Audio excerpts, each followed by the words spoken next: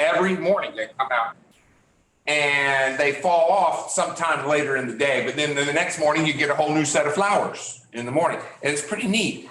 And I'm reminded of Lamentations 3:22. Because of the Lord's great love for us, we are not consumed, for his compassions never fail. They are new every morning. Great is your faithfulness.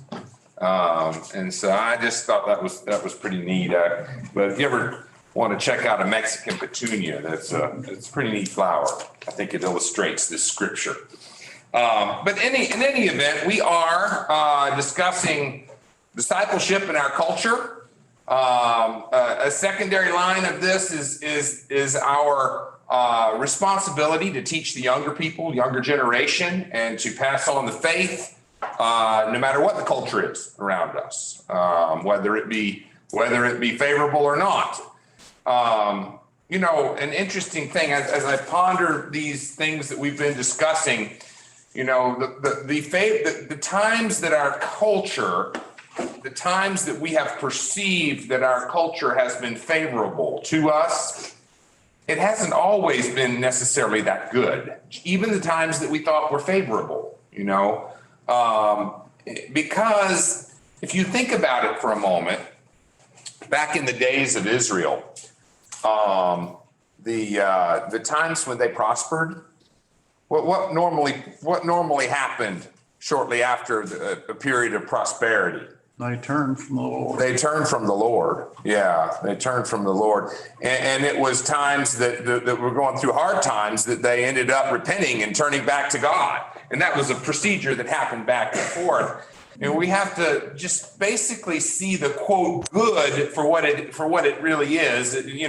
Take it for what it's worth, and recognize that there is always and always has been Christianity that stands out above the culture, and should not be dependent on the culture that's around us. We should not depend on the public schools to educate our children in morals the right way.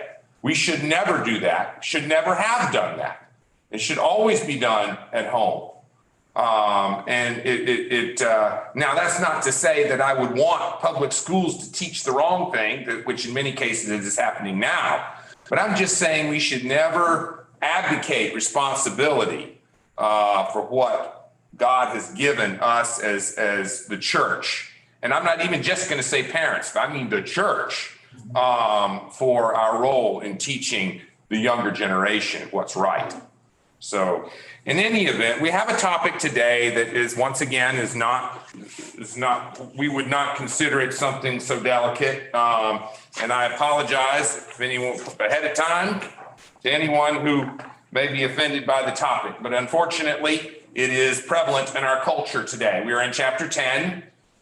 It is called sexual orientation. I prefer to just call it homosexuality. That is what it really boils down to, and what the Bible has to say about that versus what our culture has to say about that. It is a hot topic in today's culture. You can hardly turn on the TV on an evening without at least seeing one reference to it or seeing it in some way. Even if you watch a game show these days, you're watching a game show. How many of us have watched game shows or HDTV? Was that the building show? You see it all over that. My father-in-law watches that show and he has to change. He changes the channel a lot, but he doesn't like to see. But I mean, you just see that. As Christians, our cult. Now, here's the thing: as Christians, our culture paints us as gay hater and homophobic. Okay. The Christian view of this topic has been consistent for about 2,000 years. Okay. For about 2,000 years, it has been consistent. And the thing is, even throughout that history, it has never been a very prominent topic at all. Prominent has been there, but it's not been as prominent as it is now. The quote LGB, and I'm going to add Q in there because they do, rights people have made it an issue in our times, a big issue, and Christians are being called by the culture to accept this lifestyle as okay. We're being called to accept it as okay. And I'm going to read a quote on page 188. I think it's on page 188. It says, "We may not like how we got here, but we're here. We need to know what to do. The cultural momentum is ready to bury the church on the wrong side of history and carry our kids directly into treacherous waters. Around the country, Christians have been punished for their views on gay and lesbian relationships, from losing their jobs and being forced to close businesses, to being fined large sums of money by state commissions. Surveys reveal a significant gap between the views of younger and older generations on LGBT issues. This issue may cost us dearly, so how should we move forward? Question mark. Okay, so that is what the topic of today's discussion is. And unfortunately, we're not going to exhaust it today. We're not going to come up with the solutions to every answer. It's more complicated than that, but we're going to go over a few things.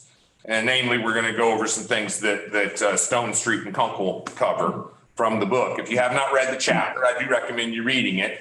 And I have not read their supplemental material on this or viewed it. They offer some supplemental material. I'm going to. I imagine it's probably good. I haven't seen it yet, though. I can't say for sure. But let's move on from there. All right. First of all, don't buy the cultural lies. Let's just go ahead and get them out there. Lie number one: Christians are characterized by their terrible treatment of gays and lesbians. Now, personally speaking, I have not seen, now this may not be your experience, but personally speaking, I have not seen or been a Christian that has treated a gay person or a lesbian person horribly, okay? Now, obviously, I don't believe the lifestyle is moral and it's correct. I don't believe that in that. But you know what? There are many sinners out there.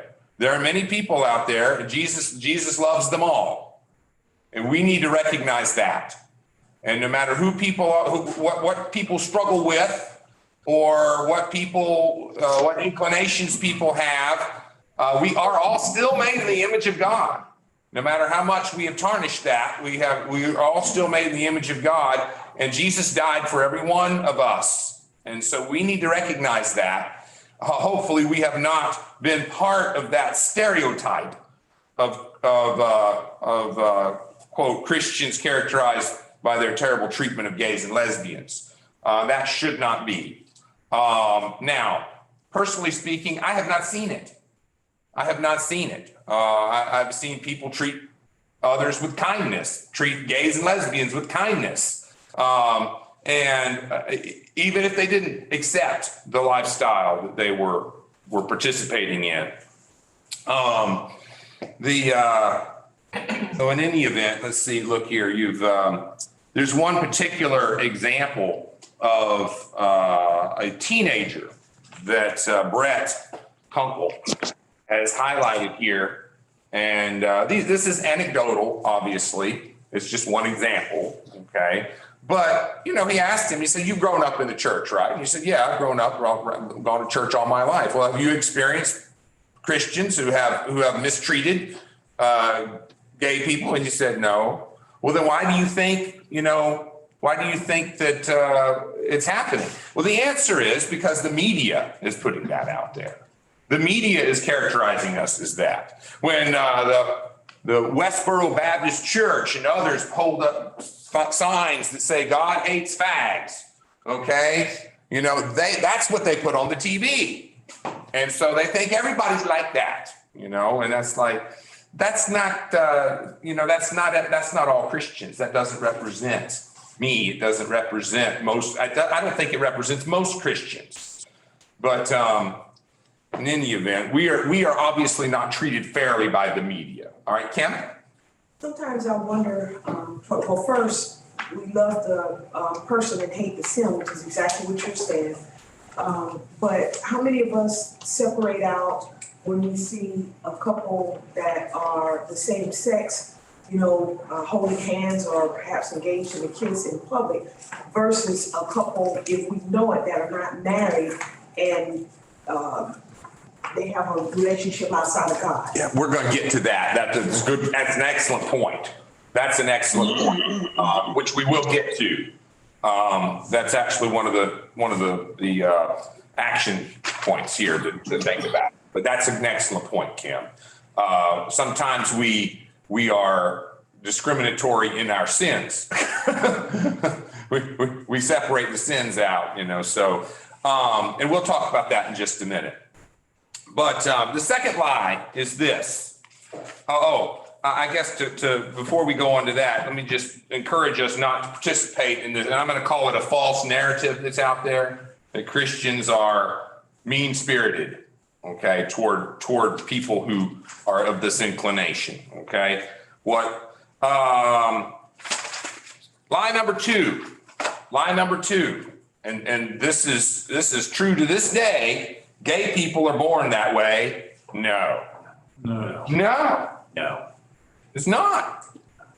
There's been much scientific inquiry and research and everything, and they still have not found the gay gene. It's not out there. And people, just a second, Sue, people who are pro gay or whatever, many of them recognize it and will even say, no, there's no good. Here it is. This is from gay rights activist Martin Duberman, founder of Center for Gay and Lesbian Studies at the University of New York, agrees no good scientific work establishes that people are born gay or straight. Sue. It's not me, she has the question. Okay, Gina. Is there a heterosexual gene that says that? Exactly. Good point. No, I mean, it's an X and Y chromosome. It's an X and Y chromosome. That's what it is. Yes, there is.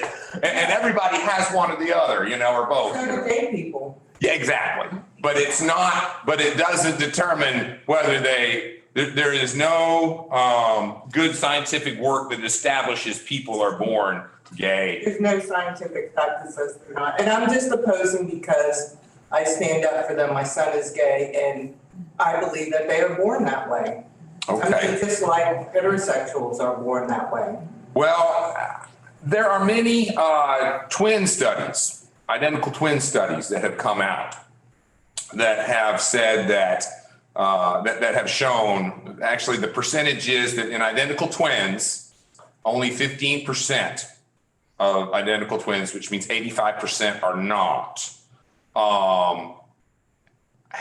both of them were same sex attractive. And identical twins have identical genetic makeup. And so there's got to be some other factor involved. And we don't know exactly what it is. But there is. I was just listening on YouTube the other day to someone who was definitely, pro-homosexual, who was saying that there is no, now there is no gene or whatever that says that they are. Now here's the thing. Even if there is, that does not indicate that lifestyle is okay. That does not indicate that lifestyle is okay. Here's the thing. There are many people who are inclined toward alcoholism. Okay. Most of the American Indian people, alcoholism is rampant in their society because in the Indian reservations, it's rampant there because their blood just can't take it. They are alcoholics basically, from birth. If they start drinking, they're alcoholics. And I'm not sure exactly why, but it still doesn't make it right for them to be alcoholics. There are many people who are inclined toward violence. And some people say they're born that way. It may be, that may be the case, but it doesn't make it right. And so whether that people are even born that way or not, there is always an element of self-control involved in our lives. Okay. As Christians, as image bearers, there's always an element of self-control that's involved. Now, Yes, sir. So we knew a guy who touted himself as being a non-practitioner, meaning that this guy would come to church Yes. and There are many. a faithful person, but he did not practice. Yeah. So how does that play into the? I think that is very biblical. You know, someone is tempted to do something, but decides not to do it because it's wrong. Yeah, isn't that what the Bible teaches? That we are to have self-control, that we are to, control our actions and everything like that. You know, I mean, it is biblical. Now, where the desire came from, I'm not sure. I don't think it came from God. I'm convinced it did not come from God. I think there are environmental factors. I think that there are other factors involved, but I don't think it came from God. I don't see any examples in the Bible of, quote, godly homosexual relationships or sanctioned homosexual relationships in the Bible. There are none. From Old Testament to New Testament, there are none. There are scriptures that deal with it. We'll get to those in just a moment. But but yeah, that is an excellent point, brother. Go ahead. Yeah, Troy, the simple fact of the matter is the devil is present in all of our lives. I don't care who you are. Well, we live in a fallen We world. live in a fallen world, exactly. And it boils back down to that. And what he said is true. We're going to get to it in a moment. Homosexuality is not the ultimate bad sin. There are many others. I mean, and the thing is, it's like Kim was saying, we end up picking and choosing what we're going to say is bad and what we're going to say is not, and even or act that way, and then we're inconsistent. How often has the church just let people shacking up be okay? It's all right. Go ahead, brother. Here's the truth. Yeah, and it's not, and so we just we set ourselves up we set ourselves up, and it's wrong to do that. So lie number 3, lifestyle. The gay lifestyle is just as normal and healthy as a heterosexual lifestyle. Absolutely not. Statistics say that monogamy is almost non-existent among homosexuals. And not that it would necessarily be better, that way. It would still be wrong, but just from a worldly perspective, disease is much higher, domestic violence is much higher, depression and suicide is much higher. Now, there are those who have said it's that way because of the societal oppression upon them, and that actually not true either, because a lot of these studies have been done over in the Netherlands and England and other places where societal oppression is not really there. They've been having homosexual marriage or same-sex marriage in the Netherlands since, over 20 years ago. Okay. And so, but it's still that way. So no, the lifestyle is not normal and healthy, just as a heterosexual lifestyle is. Come on. Okay. I think it's background. All right. Those were the 3 ones I wanted to get to. The other one is this. There are false teachers out there that will try to say that the Bible does not condemn homosexual behavior. And we're going to look at that in just a second. But You're going to have a hard time making that. well, I know that's exactly right. And I just that is a hard time doing that. But we're going to look at it anyway. All right, so let's look at God's story. And God's story is the same one about his sexual plan for sex that we have said since the beginning. There's one man, there's one woman. And the two will become one flesh and will be fruitful and multiply. Now, one other thing, I do want to mention this. I do want to acknowledge this. There are, Gina, you probably are not the only one who has family members who are struggling with it. There are others in here who have the same issue. My uncle, yeah. Yeah, and it's like, Married to somebody. if you, so all of us probably in some way, if we look deep enough into our families, we have seen this.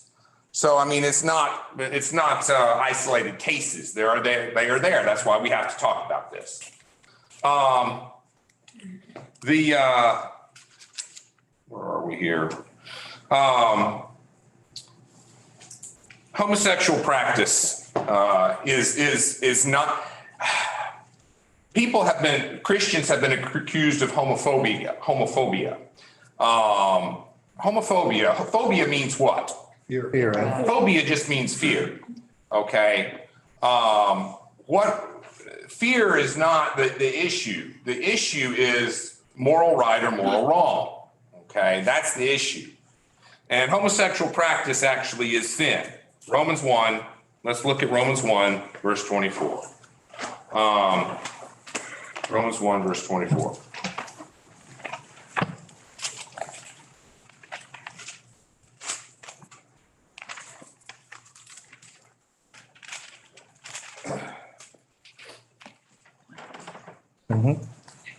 Actually, we'll start at verse 18.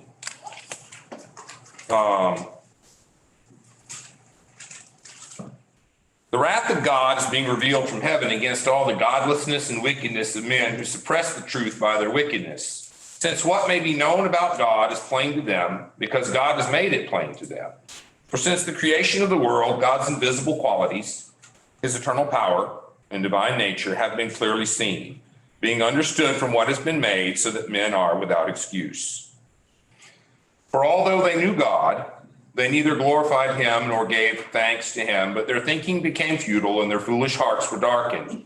Although they claimed to be wise, they became fools and exchanged the glory of the immortal God for images made to look like mortal man, birds, and animals and reptiles. Therefore, God gave them over in the sinful desires of their hearts to sexual impurity for the degrading of their bodies with one another. They exchanged the truth of God for a lie and worshiped and served created things rather than the Creator, who is forever praised. Amen. Because of this, God gave them over to shameful lusts. Even their women exchanged natural relations for unnatural ones. In the same way, the men also abandoned natural relations with women and were inflamed with lust for one another. Men committed indecent acts with other men and received in themselves the due penalty for their perversion. Furthermore, since they did not think it worthwhile to retain the knowledge of God, he gave them over to a depraved mind to do what ought not to be done. And they have become, and it goes on from there. We'll stop at that, verse 28. But this is fairly clear. You would, it's like David said, you would have to go a long way to try to say otherwise, and people have. But it still doesn't cut it. Now, there are those that have said that Paul is not speaking of a committed relationship between two same-sex people. Matter of fact, people have said that was not even known back then. That is not true. It was known back then. There is historical evidence from non-Christian sources, pagan sources that have actually same-sex marriage was actually known, not popular, but known. Reference to it has been made in ancient culture, pagan culture, of course, but it's there. The action is condemned. It's like Jack said. He's talking about actions here. He's talking about actions.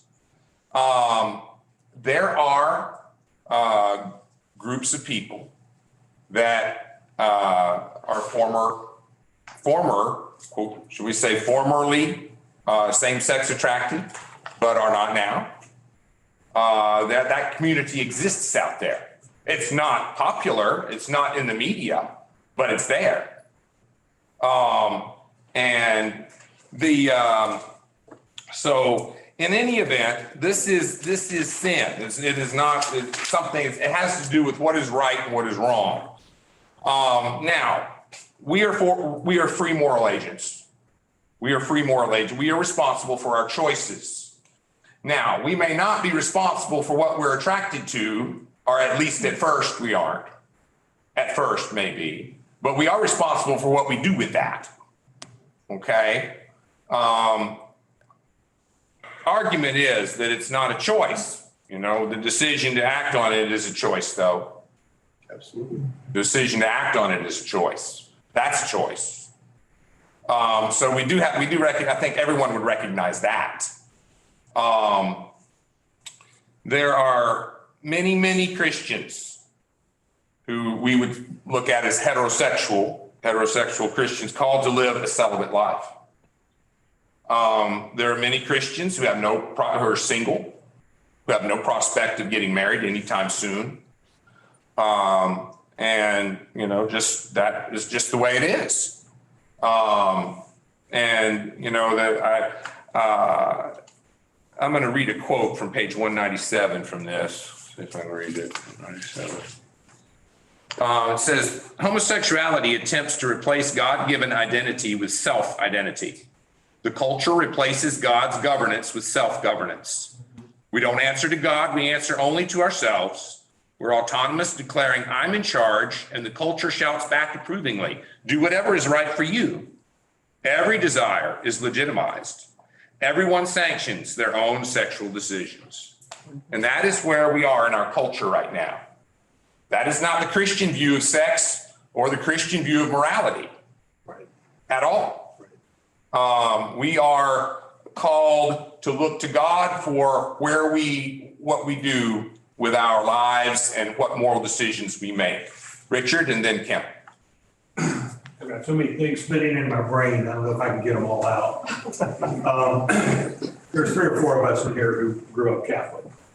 And in Catholicism, and I know it's wrong, but we were taught that there were levels of sin. So you had these sins down here that weren't quite so bad. You had these mortal sins. Carnal sins and venial sins. Venial and mortal. Yeah. I know, unfortunately today, I think a lot of us Christians, we make certain sins mortal sins. And it took me a long time, 35, 40 years ago when I was making the transition, to understand that sin is sin. Sometimes I think Christians, we're our own worst enemy with the world by the reactions that we give and what we put off. Clearly, if we turn on people because we don't like their sin and we don't love them, we don't stand a chance of getting them back. I mean, and it's hard because today we are being force-fed the LGBTQ line. I mean, anywhere we go, it's shoved down our throats, and we are really bad people if we don't accept it. And, you know, I can feel Gina's pain. I have gay cousins in my family. I think probably most everybody in this room has something somewhere. And if you don't, you're probably going to get it sooner or later. But it doesn't have to be homosexuality. You know, we overlook gluttony. We overlook everything else that we want to change. And we cannot do that. And we've got to be very, very careful on how we react to people in their sin. Because you know what? There are people in this room. We watched a gentleman, he's deceased today, but those of us who've been here since the beginning, who had alcoholism, and he fought it, and he fought it, and he fought it. And we had him in this church all the time. We loved on him, we prayed on it, and he beat it. You know, so every one of these sins are beatable, but we've got to be very careful, I think, how we react to people. And I got to tell you, and some of you in this room know, I mean, I'm heavily involved at Bowles School, used to be, and I'm so frustrated by what's going on at that school there today with some of the things that they're pushing. We can't stop fighting, and I'm not suggesting that, but we've got to be very careful how we fight. We've got to fight with the word on our side, and we've still got to love. Yes. And it's difficult. Yeah, it's difficult. The passage that says love your neighbor as yourself is still there. Okay. And it's the second greatest commandment. Now, love does not mean accept sin. Matter of fact, it's really just the opposite, but it's how we do it. It's exactly what you're saying. It's how we do it. All right, Kim? I was thinking you were speaking right before Richard made his comment in James 1:15 or 14. It says, but each one is tempted when by his own evil desires he is dragged away and enticed. Then after desire has conceived, it gives birth to sin, and sin when it's full blown gives birth to death. And so we may start out with whatever sin you want to start out with, but you continue to think on it, continue to flirt with it, then eventually it will get the best of you. So the best thing is to try and deal with it as it is, I guess, in the thought process, because we all will have thoughts, but how do you battle that and try and keep yourself away from going further? Because the more you entertain whatever it is you have a propensity towards that's not good, that's not godly, then the more likely you are to eventually succumb to it. Amen. That's exactly right, Kim. The more it's kind of like whatever you feed, that will win. Okay. If you feed it, then it will win out.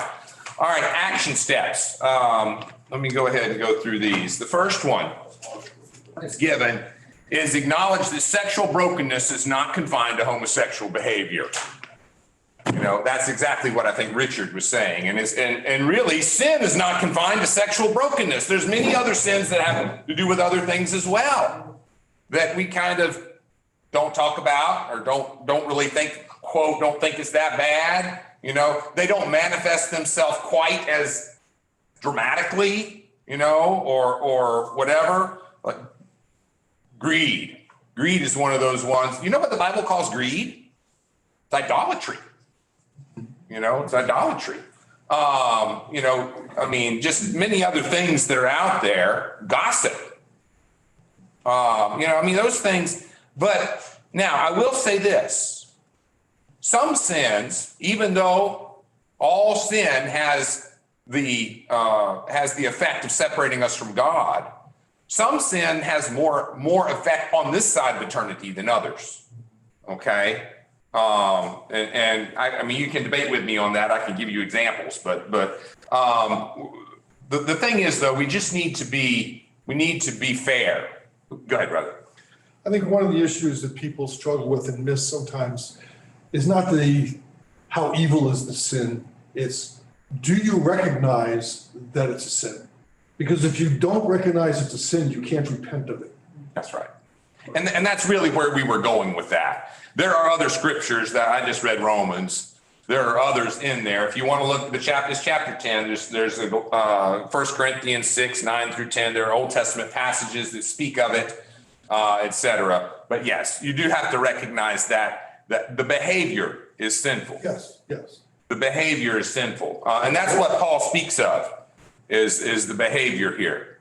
All right. Second thing, maintain an open dialogue. Maintain an open dialogue on the subject with your kids. Okay. It's out there in school and everything else, you know, it's out there. About it. It's like, don't make it an elephant in the living room. Okay. An elephant in the living room is something you can't talk about, but it affects everybody. It knocks over the furniture and knocks over the, you know, and you know, you maintain an open dialogue on the subject with your kids. Resist the culture's false view of love. The culture's view of love is just accept everybody for what they want. That's the culture's view of love. And it is the wrong view of love. Jesus always loved without compromising the truth. Jesus always loved without compromising the truth. Loving people requires telling them the truth, even if they don't respond to it well. But you have to do it in love. Okay? You have to do it in love. It's holding up signs, you know, that's not gonna change anybody. That's just gonna cause the opposite effect. All right. Now there's a video here on number 4. Why understanding homosexuality and gender development. And there's one for males and one for females. And I have not looked at these yet. However, I do plan to, It's just I just haven't had the time to do it yet. But, you're welcome to look at those. They're on page 200. You'll have to look them up on your computer, obviously. It gives the websites. Spend time with gay family members and friends. Okay, don't avoid people and don't shut them out. All right, the Apostle Paul made it clear that we aren't to disassociate ourselves from the sexually immoral of the world. He made it clear.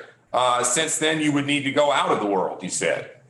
Now, the difference is in accepting actions that are okay, accepting them that are not. I have, we all have many friends, people that we know that are involved in sin, okay? They're involved in sin. The question is, where do people know that we stand on it? Where do we stand on it? And then we can, with that understanding, we can have a relationship and we can see if we can progress from there. But it says, don't shun people. Counter the culture's narrative regarding sexual orientation. The culture's worldview commentary on this topic is ever present. We've already talked about this. Let's see here. I'm going to go ahead and read this one. The culture's worldview. Let's see. Look for it and address it. For example, if a movie or television show has a gay character, ask your kids whether the character is negatively or positively portrayed and what messages are being communicated about family and sexuality. Look for news reports related to the topic. Listen to them with your kids and then discuss them. John Stone Street daily Breakpoint commentaries are a great source for worldview commentary. Make Jesus, not homosexuality, the main issue. Jesus is the main issue. When you're, we're running out of time, so I'm gonna move on from there. But the priority isn't converting your non-Christian gay friends to heterosexuality, but pointing them to Christ for salvation. Okay, here's the thing. You can focus on one particular sin. Let's just remove homosexuality from the table. We'll talk about drunkenness, for example. Okay, you have a friend who's not a Christian, who is an alcoholic, or maybe not quote an alcoholic, but just loves to go get drunk on the weekends. Is your goal to go out there and stop them from getting drunk on the weekends? Is that your goal? No, because they're still sinners. No matter whether they get drunk, we're all sinners. What do we need? Jesus. We need Jesus. That's the goal. Hopefully, when we focus on Jesus, the other things will fall into place. That's the idea. Okay. Go ahead. And I think that we would, as Christians, receive a lot less criticism of our dealing with any issue of sin. Mm-hmm. If first we admitted we're sinners. Yeah. Now, it starts with knowing we're sinners. Yes. And we need Christ. That's right. And they're sinners and they need Christ. I don't care what their sin is. Yeah. Now, start on a level playing field. And that is so important. Our testimony begins there, because if people see us as if we think, well, we got it all set, I got it all done, I mean, you need to be where I am, No, we are all broken. We are all sinners, so, I mean, excellent, Dan. Thank you very much. And when we start there, then people are more willing to listen to what we have to say.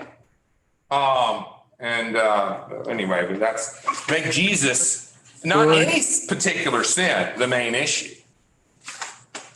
All right. Prepare your family for the social cost of affirming biblical views. Okay. Yeah. This is not a popular, to say that this is a sin is not popular in our culture. It's not popular. Okay. And there are further resources on this on page 202.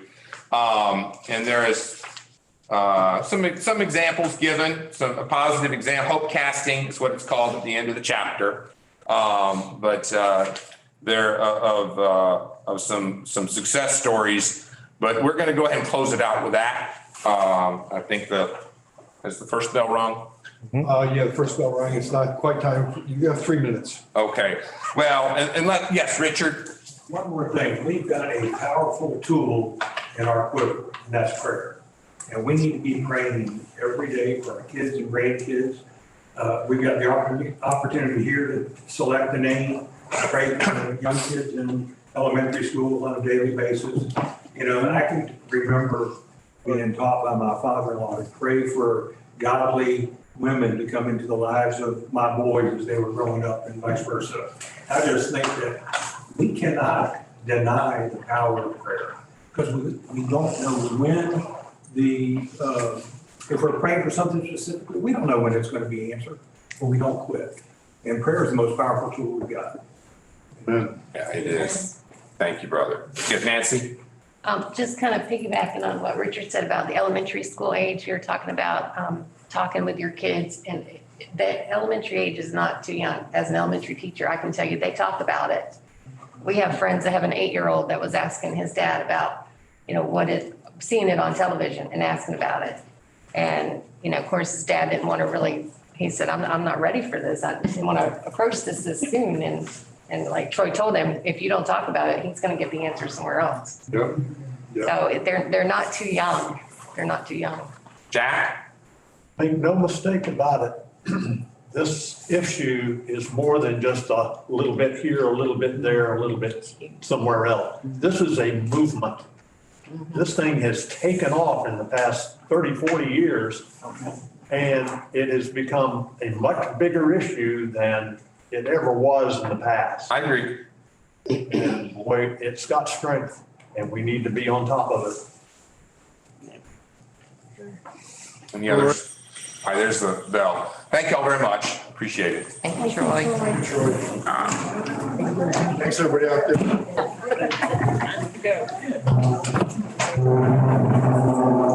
And pick our name.